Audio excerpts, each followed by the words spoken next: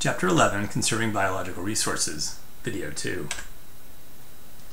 So how do we go about stopping extinctions? There are both direct and indirect reasons to preserve biodiversity.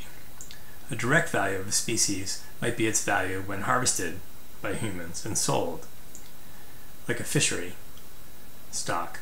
An indirect value of a species might be an intrinsic right to exist, its aesthetic value, or its value as part of the ecosystem that provides environmental services.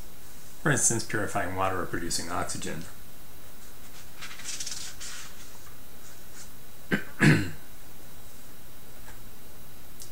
Species preservation includes a broad range of techniques, including habitat protection, selection and design of preserves, land management incentives, legal protection, and captive breeding and reintroduction. So, which species do we save? The cost of saving all species at risk exceeds current available monetary and human resources, and decisions on which species to assist should not be based on risk of extinction alone.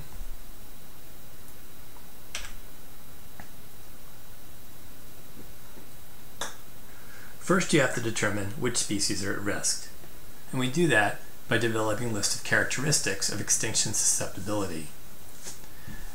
Things that lend species or make species vulnerable include being on an island or an island isolation, species with limited habitat or breeding areas, species that require large territories, species with low reproductive rates, rare species, species that are economically viable or hunted for sport, predators, which are always at risk, and species that are susceptible to pollution, as well as species that are inadaptive to behaviors in new environments.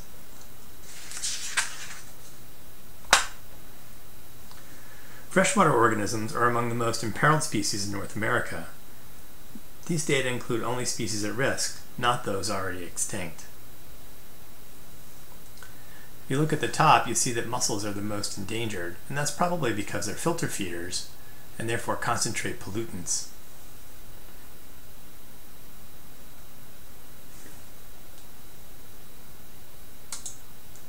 So are all species equally important? Should ecological importance, evolutionary importance, and species charisma play equal roles in our choices?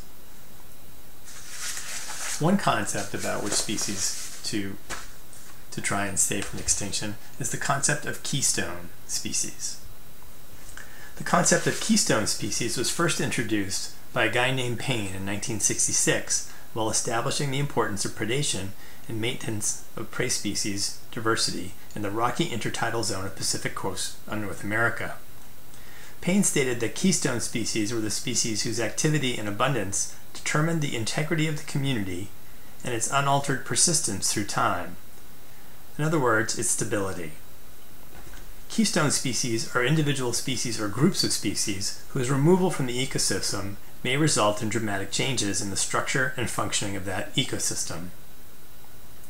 According to current interpretation, keystone species are only those species which have a large disproportionate effect due to their greater biomass and/or abundance in the communities in which they occur.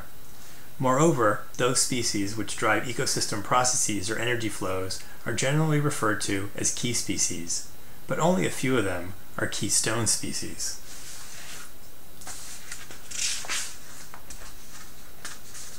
Once you make a determination of what species you want to save, then you have to figure out how you want to do it. Usually, preservation of the natural environment is the cheapest and most efficient way to go about it.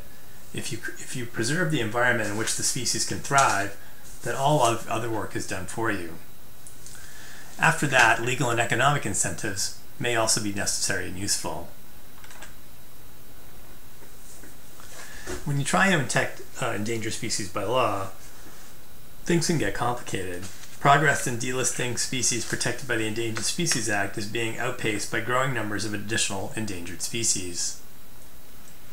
Congress passed the Endangered Species Act in 1973.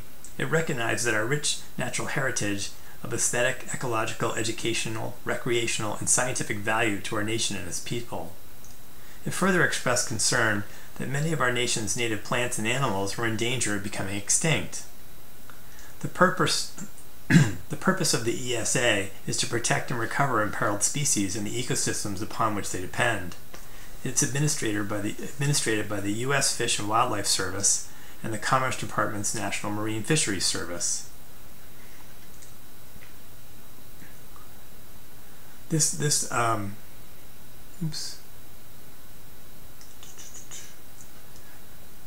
Under the ESA, species may be listed as either endangered or threatened. Endangered means species is in danger of extinction throughout all or a significant portion of its range. Threatened means a species is likely to become endangered within the foreseeable future. All species of plants and animals except pest insects are eligible for listing as an endangered or threatened species. For purposes of the ESA, Congress defined species to include subspecies, varieties, and for vertebrates, distinct population segments.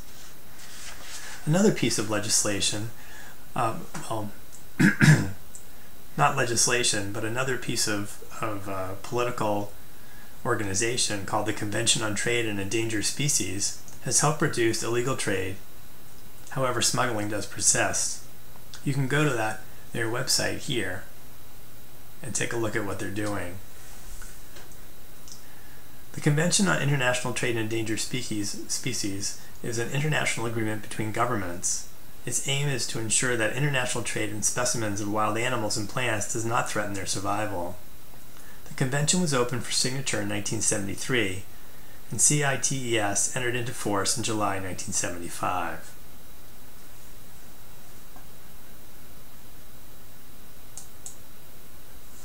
In this figure, the number of species and distinct populations is endangered or threatened is growing much faster than the number being delisted.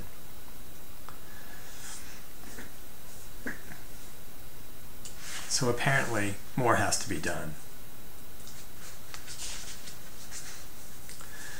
To ensure or block species extinction, you can try and do species recovery. There are two methods people use to increase the population size of a threatened species. These include captive breeding and then reintroduction.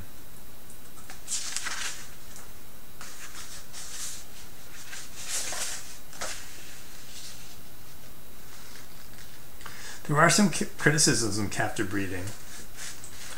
It focuses on a few charismatic endangered species. It also has genetic diversity. It also has problems with genetic diversity from genetic bottlenecking. It's costly and diverts resources from much more cost-effective ecosystem and habitat conservation measures. It can give false sense that battle against extinction is being won by creating success on visible species that people like to look at. And what if the habitat no longer exists or cannot be expected with any confidence to exist in 200 years? What's the point?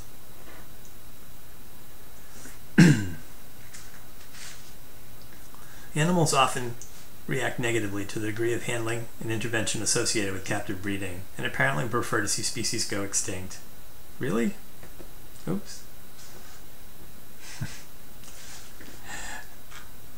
Reintroduction, on the other hand, has been a little more successful. In America, black-footed ferrets have been highly successfully reintroduced species. Husbandry techniques were refined, and the first successful captive breeding occurred in 1987. For this species, disease management in captivity is paramount, and strict protocols are followed. Usually successful reintroductions involve sick or injured animals that are temporarily held until they begin released. In the case of the ferrets, they were captively bred.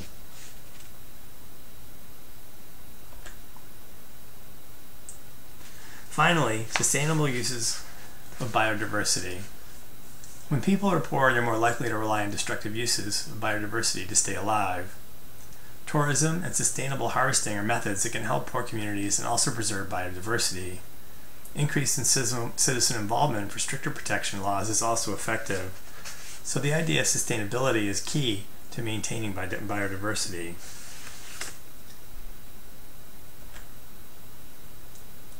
When we go into review on this second part of the chapter, we want to talk about direct and indirect reasons for preserving biodiversity. What are some of the techniques? What are criteria for determining what species are at risk? What's a keystone species? What's the cheapest and most efficient way to preserve a species? What are the Endangered Species Act and the Convention on Trade in Endangered Species? What does sustainability have to do with successful conservation?